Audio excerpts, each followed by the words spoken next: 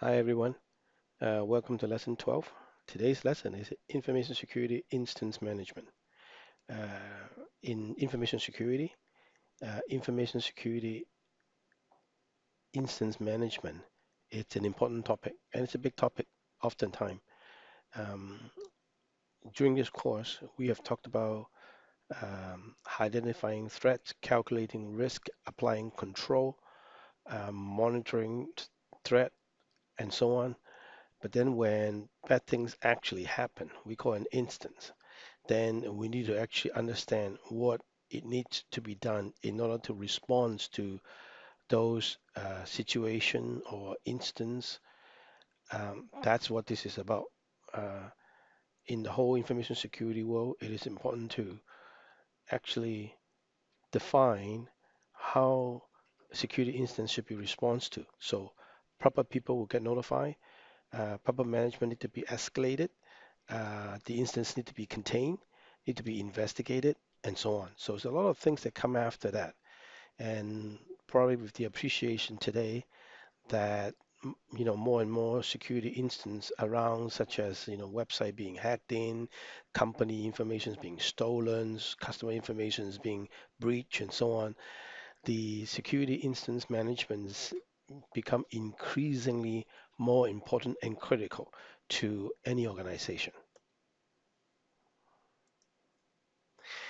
So the purpose is to understand what the subject is and how to report security event and weakness, how to manage security instance, and also understand how to improve security from instance that occur.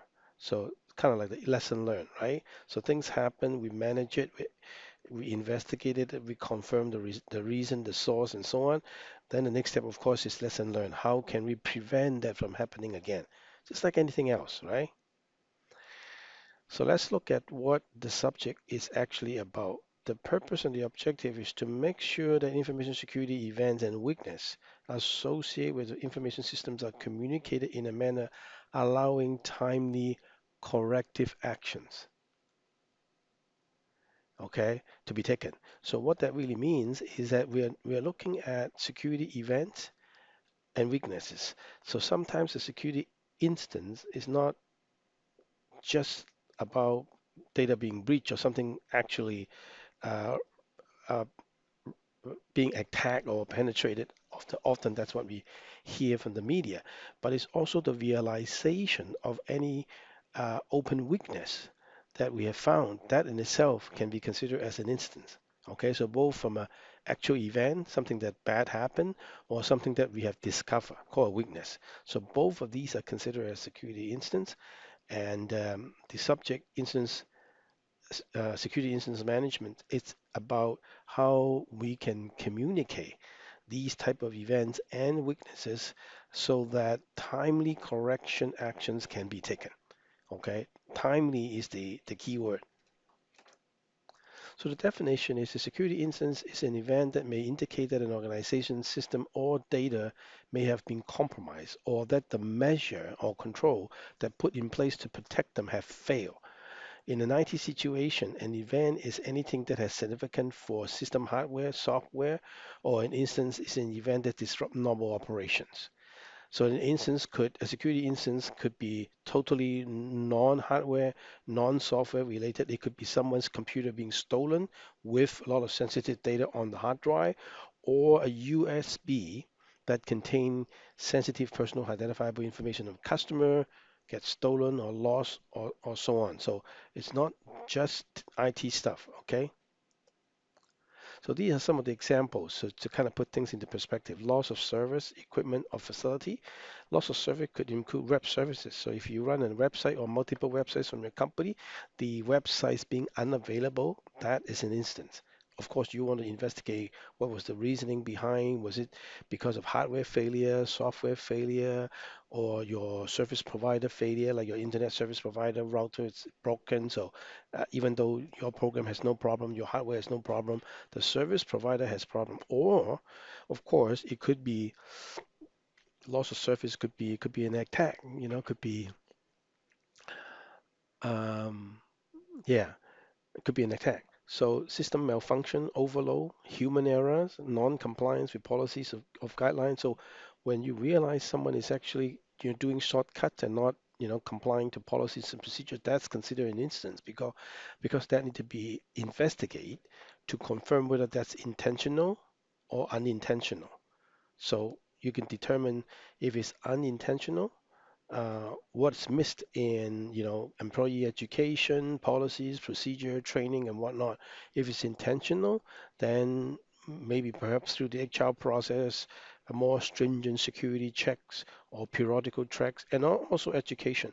So um, non-compliance is just as important in this case, even though it's just a non-compliance. But you know, but it could have um, m- more serious consequences. Okay, actual breaches of physical security arrangements. So this would be like a guy with the suit that come in and steal computers, corporation and piggyback people to come in. That's a breach of physical security, right? Or someone pick up those access card we talked about in the physical security 2 weeks ago, and same thing, right? And any uncontrolled system changes. So that's important for people that understand change management. So if any change to the system, it's out of the enthusiasm of the development team without going through the proper channel of testings and so on. They just realize that oh they missed something in the last release, and without losing face or people putting blame, they just kind of behind back door and just put in a fixed. Now, that's actually, strictly speaking, a non-compliance with policy and procedures because you're not following the change management procedure. And as a result, it also generates some uncontrolled system changes. And that's really, really dangerous. Okay? And any software and hardware malfunction, things that are not intended, but it's just somehow malfunction for whatever reason. Access violation would be like, Michael doesn't really have the access to the database, but then somehow he bypassed and managed to get to the table with very sensitive information. That's access violation. So as you can see, this is not an exhaustive list. So you can think of many other situations or events that may not cover here, but you get the point. So the first thing is about instance reporting. Okay, what we're talking about here is a formal event reporting and escalation procedure. Okay, we need to have in any organization, we need to have a formal procedures so that everybody or the employee understand their expectation, and the procedures need to be reviewed, trained in education and new employee orientation and so on, so that everybody know in certain situations what they should do, who they should call, and so on. With more and more employees having a laptop and laptop having hard drive, and often with sensitive information possible store on a hard drive. The losing of a laptop, how employees should be responding, it's actually very, very important that they know what exactly they should do. Okay, oftentimes I was in situation that employees often try to hide it. Okay, they lost it, they try to fix it, they try to find it, they try to chase after the thief or something like that. So without reporting it immediately, they try to sit on it, try to fix it, try to find it for a week, then whatever damage that the laptop being stolen, and the informations are out in the open being exposed without the company actually knowing how to respond, and the kind of consequences and manage the media expectation and whatnot. So we needed to have a formal event report and escalation procedure. All employee, contractor, and third party included should be made aware of those procedures, and then reporting the different type of event or weaknesses that they may have an impact on security of the organizational asset. So again, it repeats the point that I have is that people, not just your own employees, contractors, and third party, need to be trained slash educate that what I consider as instance, what I consider as security events, and so on. And once you see something like that, what you should do, who you should call. Okay, different group of people may need to call different people, and may need to escalate to different uh, uh, management. and whatnot. So for third party, they should be escalating to maybe their their team contact, or maybe directly, depending on what the relationship is, maybe directly to the information security officer. And contractors should behave the same for employees. So if the contractors work within the employees, then they should actually follow the employee's escalation procedure. Usually, you immediately call your immediate supervisor, and then maybe you want to alert any centralized information security help desk or something like that. So it depends, okay? It depends, but you needed to. The point is that you need to formalize that process and making sure all employee, contractors, and third parties are aware of such procedures. These people also need to be reporting any information security event and weakness as quickly as possible to the designated point of contact. So I mentioned that already. Don't sit on it. Don't try to fix it. Don't try to resolve the problem. If there's a breach, you report it right away. You let people know. Okay. So talking about reporting the security event or the actual reporting process. Our information security events should be reported through appropriate management channel as quickly as possible. Okay. And some of the implementation guidelines here. And again, you need a formal reporting procedure. It could be like you can use an email, or you can use a form from the portal, or you actually need a paper form. So it's up to you, but you need to have something formal. Formal, it's good in a sense that you make sure that the information required are being provided. Don't just ask people to send an email to this email box, then different people will provide different level of detail. And usually as a witness or whoever reporting it, the longer the time, the memory will fade, right? So you will not remember as much. So if at the point of, you know, creating that instance reporting report online or whatever method, the first time would probably have the most information, okay? We already talked about the instance response and escalation procedure should be established. These are to set out the action to be taken on receipt of the report. So if you are, for example, if you are asking your people uh, to click a button on the intranet, and then there's a form for people to fill in the information. We'll talk about the instance, what the instance report will look like. So if you're using a electronic mechanism to enable people to provide you with the instance report, um, then you had the best chance to capture all of the information you want. Okay. And if you want to establish some sort of information security point of contact, either through an help desk or through an email box, or actually a person like a security officer, you want to make sure that this information is known throughout the organization, and that resources, be it a person or email, need to be always available. If it's an email box, then you need someone to check the email 24/7, or at least get an alert so that they can go and log in and retrieve the message. Okay? Because sometimes the instances are timely. You need to respond right away. All employee, contractor, and third-party users should be made aware of their responsibility respectively. This is part of the training, part of the awareness training that we talked about, and going forward.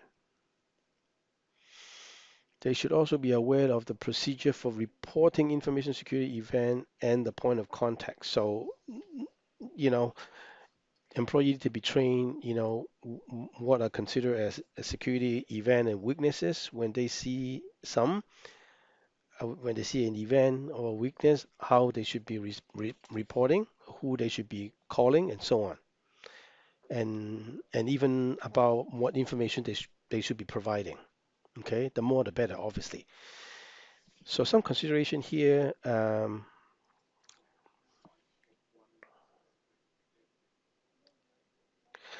It suggests here that maybe we should think of a suitable feedback process so that when people provided information of an information security event, they'll get a loop back maybe after investigation, uh, so that they know that someone has been taken that information.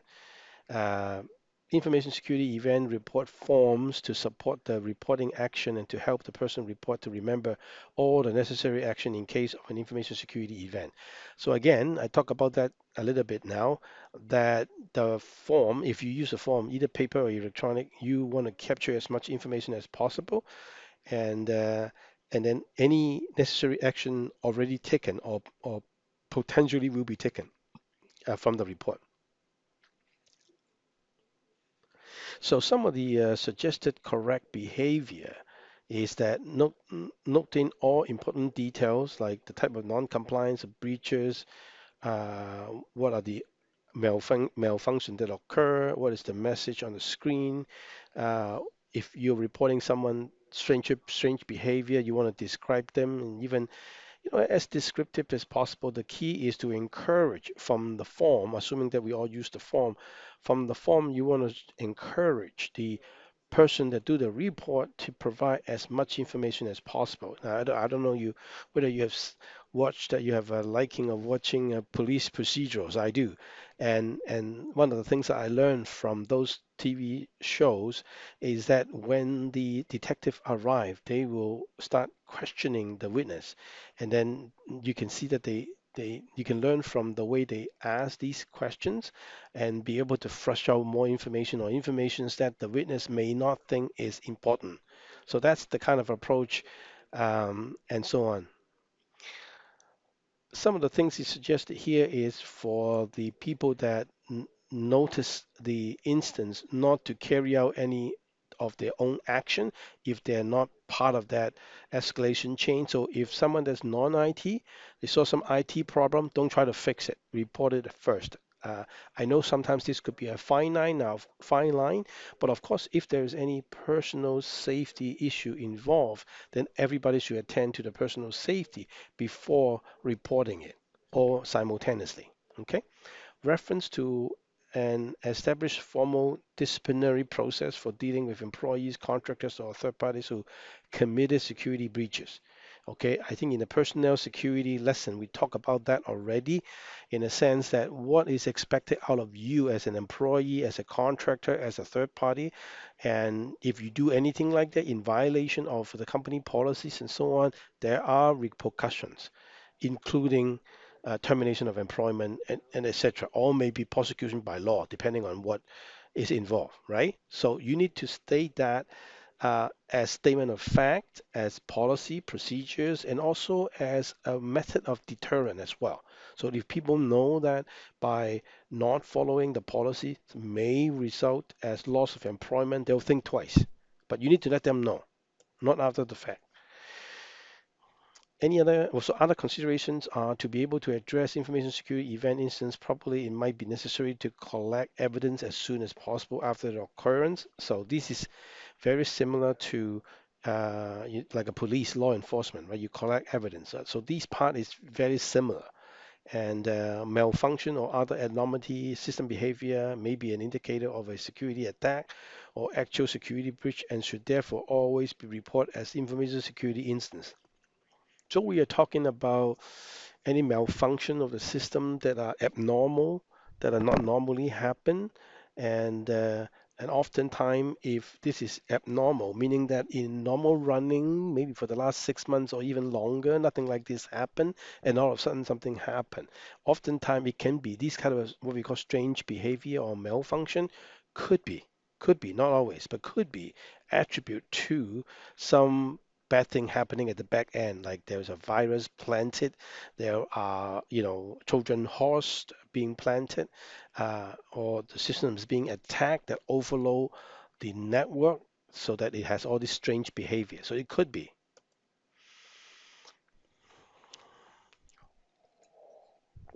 So reporting security weakness. So we talk about the actual reporting process.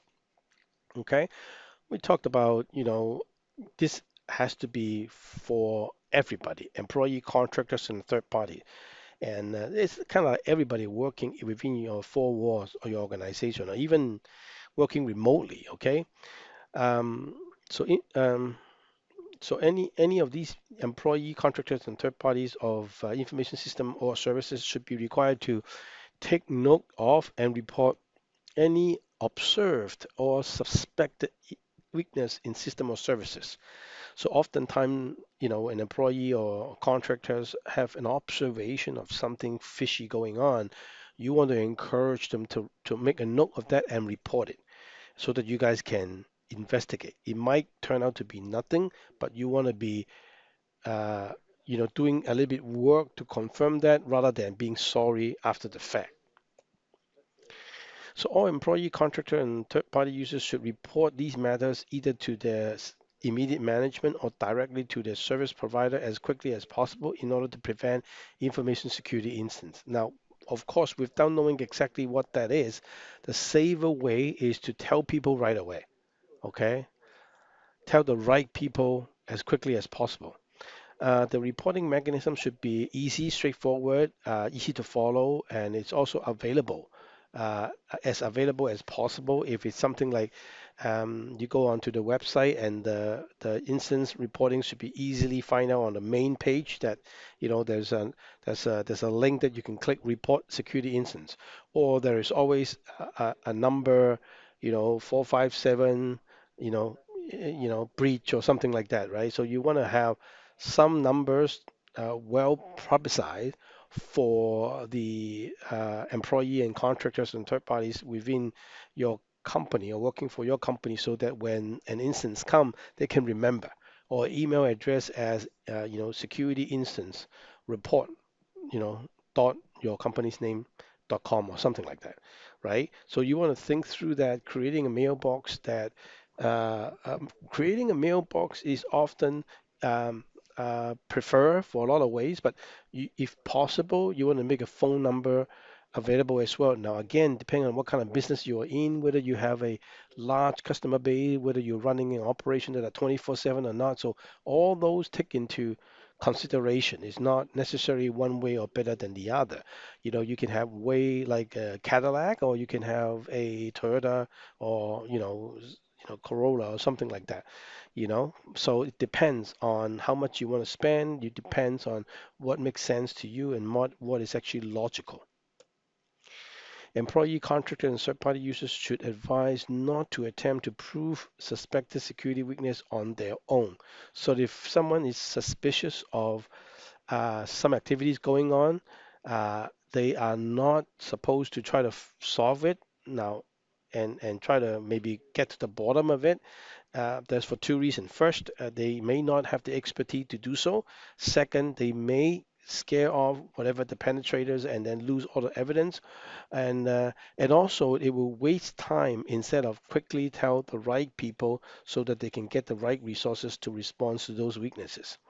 Any unauthorized testing or weakness may be interpreted as a potential misuse of system and could cause damage to the information system services and result in legal liability for individual performing an unauthorized testing. So what this means here is that some employee is trying to be smart and trying to fool the system and see whether the system can be fooled and then to prove a point. And then once they manage to do that, then they report it. That's a definite no-no. So in your education material, you tell people if you suspect something, report it. Don't try to prove a point. Don't try to. So this would be like, bring in a USB with a known virus and try to plug in and see whether it will work. If it works, then you report, hey, you got a problem here with the USB port. Don't do that, please. And making sure your employee contractors and third-party users know very well that this is not a condoned activity. Okay, leave the testing to the IT and the security team. Okay, don't test it unless you are being drafted to do so. Otherwise, don't do it on your own. Okay, so once an instance has been reported, how do we manage them? Okay, now the purpose and objective is to make sure consistent and effective approach is applied to managing these information security instance through your employees reporting it or through your detection system or just maybe through the third party supplier. So through whatever means that you learn of these instance, The purpose is that we want to make sure that there is a management process. Okay, not only that we look at them, we analyze them, we even validate them, and then we get to the bottom of it, to contain them, to get rid of them, and then to learn from them. Right? So that's what security incident management should include. Responsibility and procedures should be in place to handle information security event and weakness effectively once they have been reported. So once someone has been reported through assuming you're using a portal, then the proper people need to be notified and action need to be taken by reviewing that and validating that and containing that and so on. Okay. A process of continued improvement should be applied to the response to monitor, evaluate, and overall management of these instances. Okay, where evidence is required, it should be collected to ensure compliance with legal requirements. No, for sure, right? I mean, if you have an instance that may ultimately result a libel suit for whoever conducted the attack, then you need all the evidence, the logs of who's and so, or maybe video image of someone actually, breach your physical security and so on. So these evidence are important because it might be useful for law enforcement. It could be useful for future litigation, and it's also useful for education and lesson learns and whatnot. Management is responsible for establishing this process, making sure these processes are being followed, and um, so that's the management responsibility. So in addition to encouraging your people report any security events and weakness, the system should also continuously conduct monitoring, so that they can um, detect any instance or potential instance before it actually happens. So we're talking about system alert, scanning for system vulnerabilities, and so on. Okay, the guideline for implementing that is that procedures should be established to handle different type of information security incidents, include information system failure, loss of service, malware, denial of service. Denial of service often, as I mentioned previously, um, it's the bad guys attempt to take down your site by overloading requests to your web-based applications.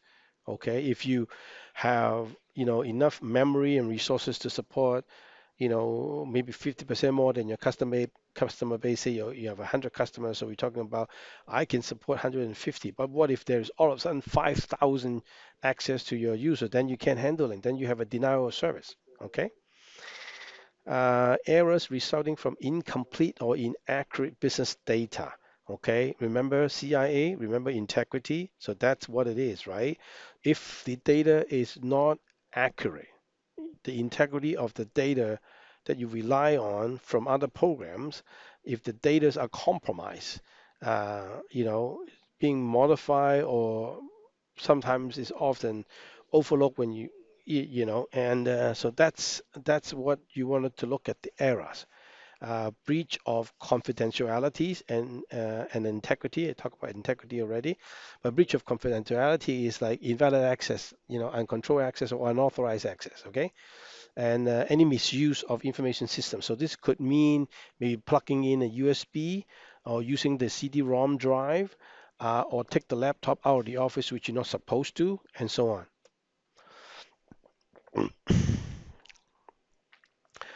Apart from any normal regular contingency plan, the procedure should also cover analysis and identification of the cause of the instance. So we call root cause analysis.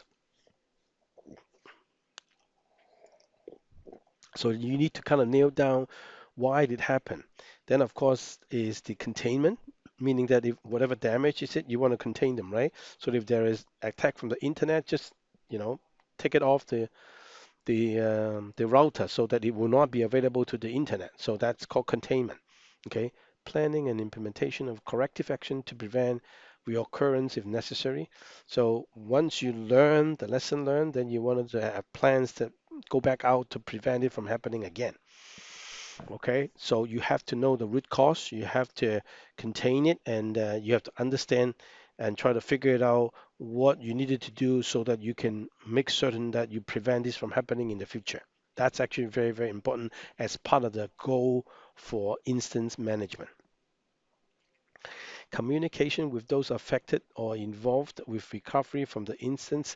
Now, this means that whoever reported the instance, if you find a solution, you want to let them know as well. Communicate this, for groups that are being affected or people that get involved if they are in violation of policies that created that vulnerability, then they need to be told that don't ever do those again. Maybe they don't realize that whatever they were doing was a compromise to the system.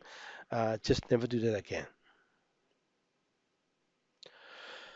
And then I think last but not least is reporting the action to the appropriate authorities.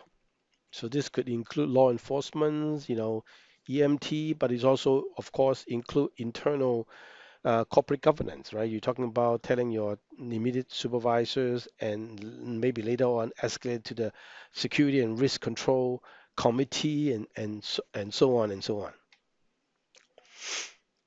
Also, audit trail and similar evidence should be collected and secure.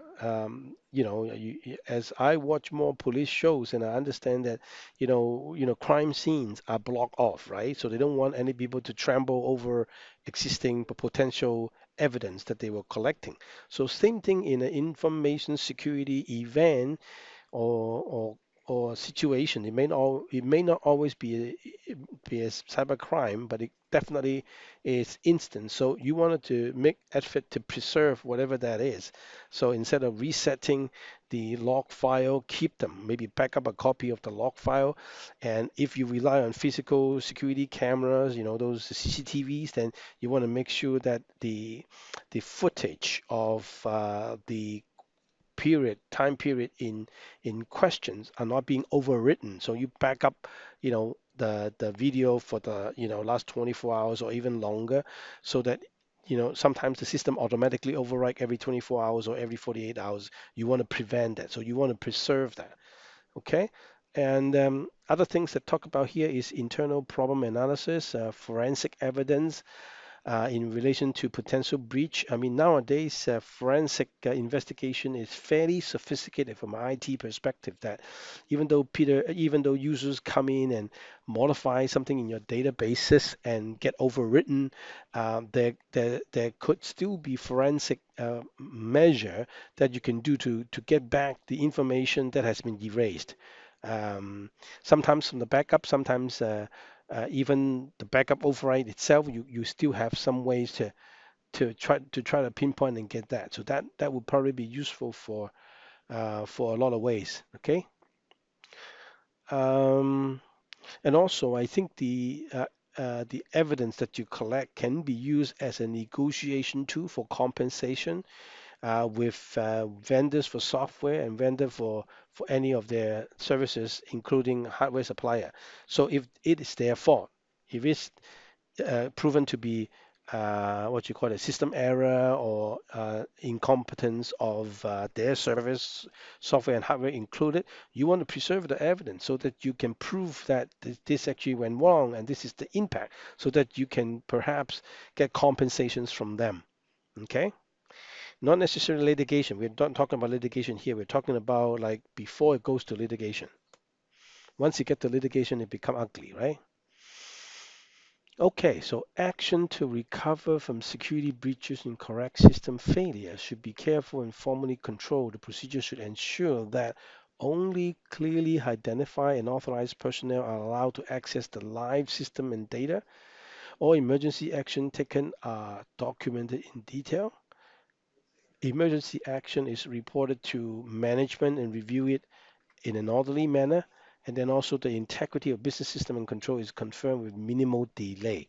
Okay, a lot of these things are perhaps to some degree common sense, but putting this together just to make sure that whoever is responding to instance that none of these is lost in translation.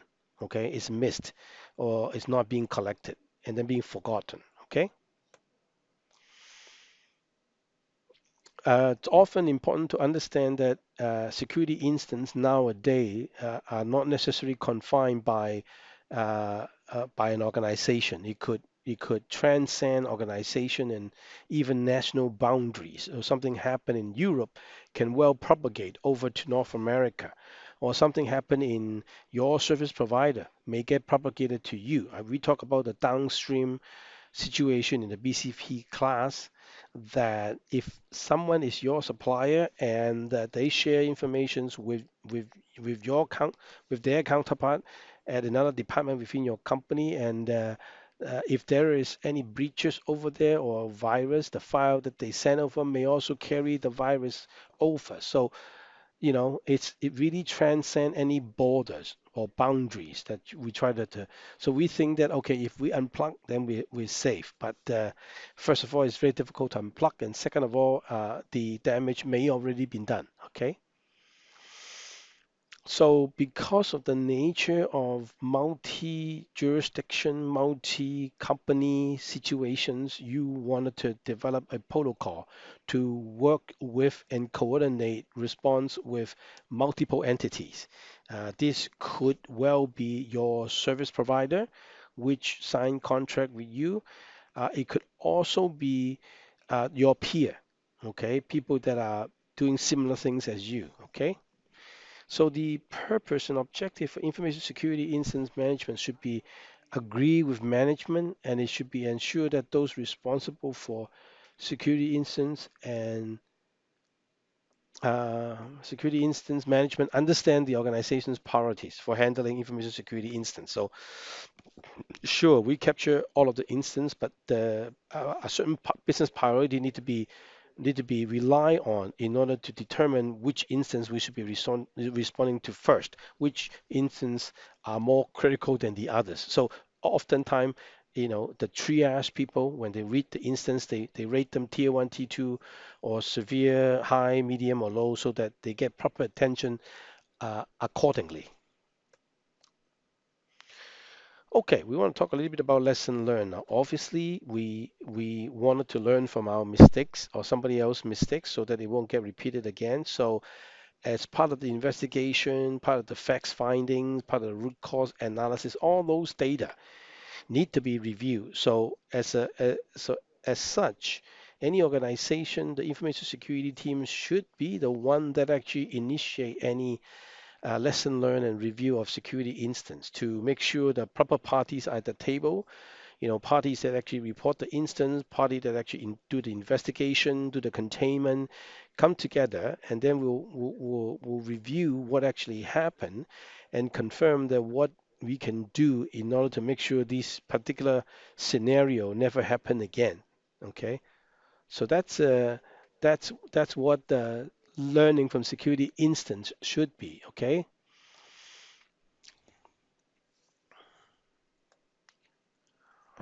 Okay, we want to talk a little bit about collection of evidence. Again, this is very similar with law enforcement. We where a follow-up action against a person, organization after information security incidents involve legal action. Once you get into some of the legal action stuff, evidence become very important. I talked about that already. So you need to collect them, you need to retain them, you need to preserve them, and in a way that you can present them, it makes sense, and so on, right? So I talk about backing up some of the data file, the audit trail, and so on, so it won't get or the video footage, so it won't get accidentally overwritten.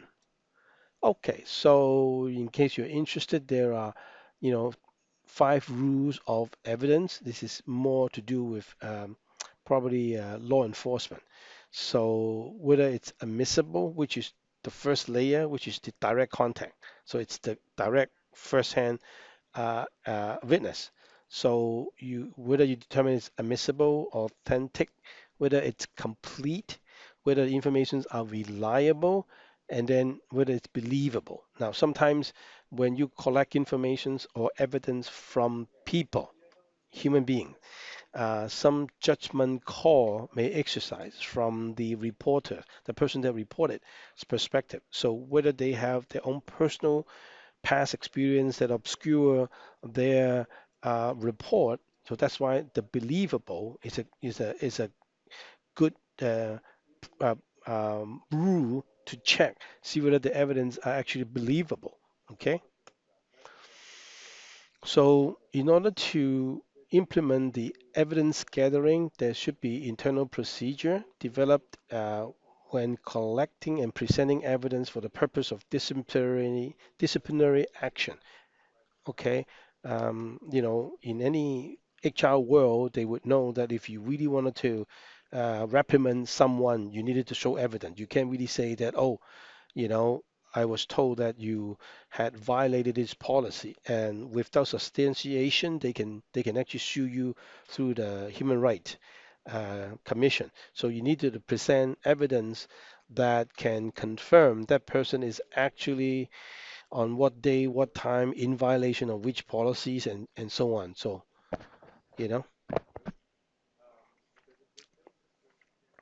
So in general, the rules for evidence cover whether it's admissible as evidence. Now, of course, in the realm of court of law, then the admissibility become key.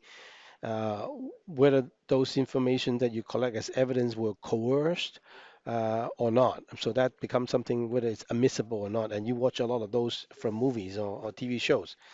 And also the weight of the evidence, whether the quality and the completeness of the evidence. Sometimes the evidence is unreliable, the evidence is non-convincible, the evidence is just plain am- ambiguous. So it could be that, right? So they talked about the weight of the evidence, how reliable the evidence is. Okay. To achieve admissibility of the evidence, the company should ensure that their information system comply with any published standard or code of practice for production of admissible evidence. Okay, so this is important that business process should be in place to support that. Okay, I kind of talked about the weight of evidence already. I think probably prematurely, but this is what it is. The weight of the evidence provided should comply with any applicable requirements to achieve the weight of evidence.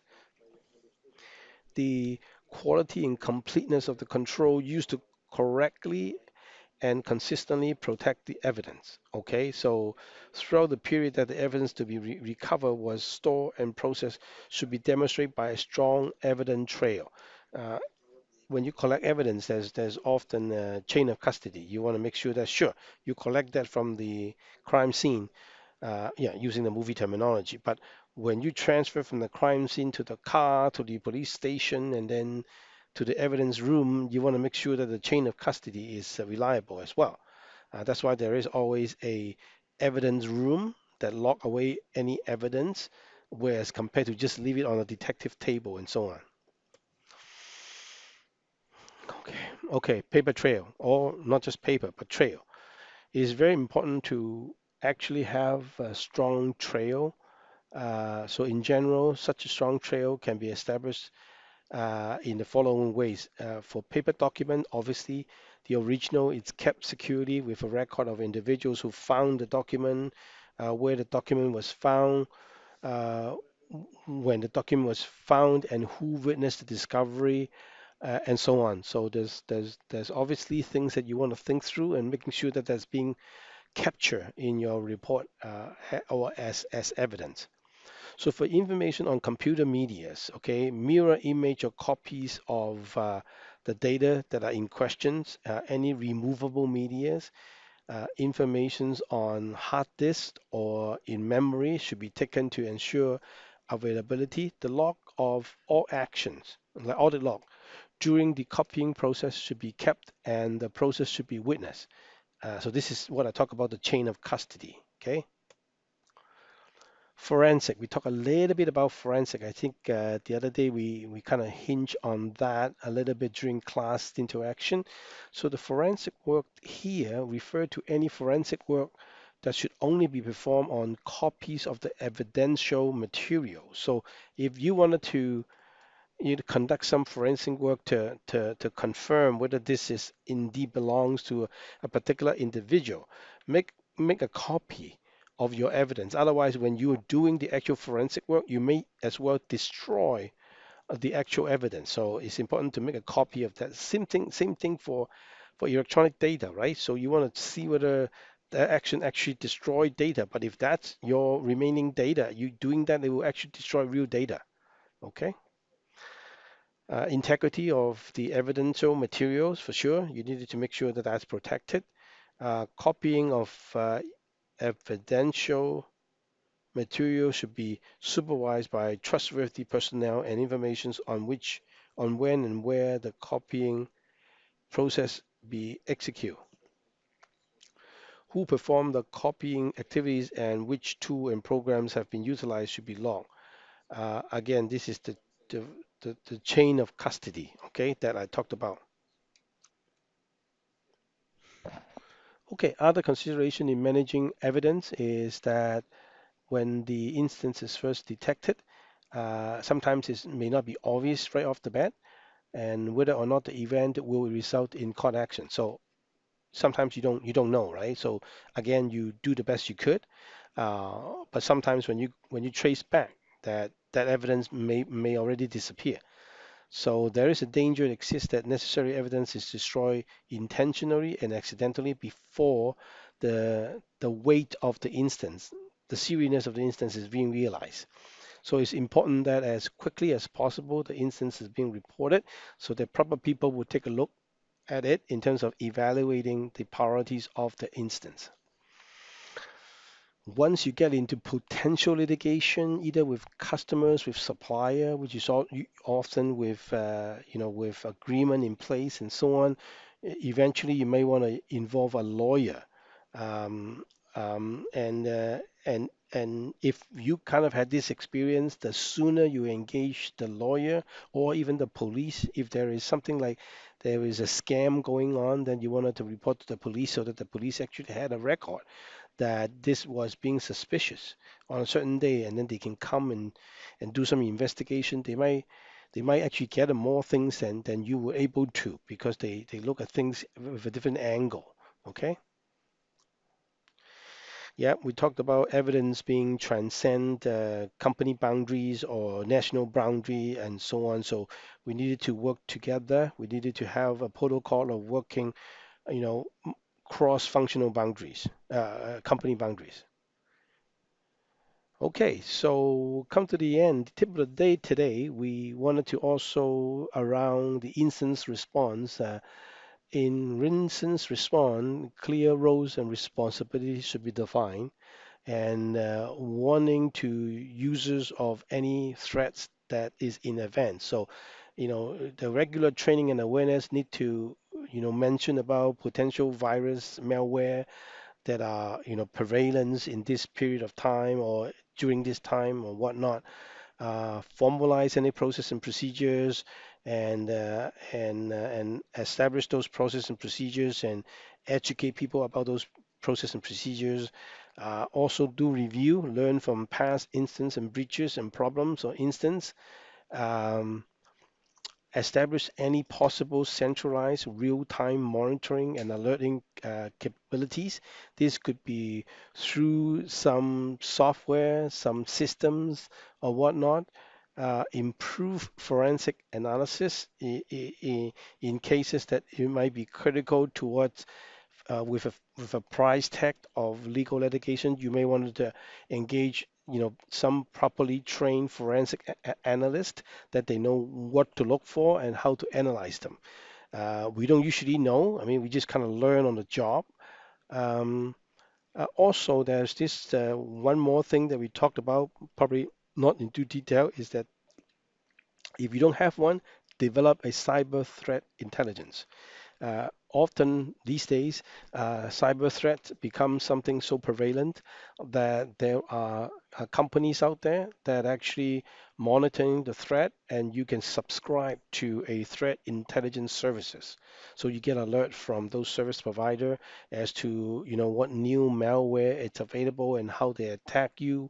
What are some of the latest social engineering method that they're using, and so on. So, but make sure that you do tap on those cyber threat intelligence through different ends. I mean, whether you actually have your own people doing the research and gather from the internet, or you subscribe more often than not, you subscribe to a service so that you get continued informations in that area. Okay, okay. So I'm going to pause. That's the end, and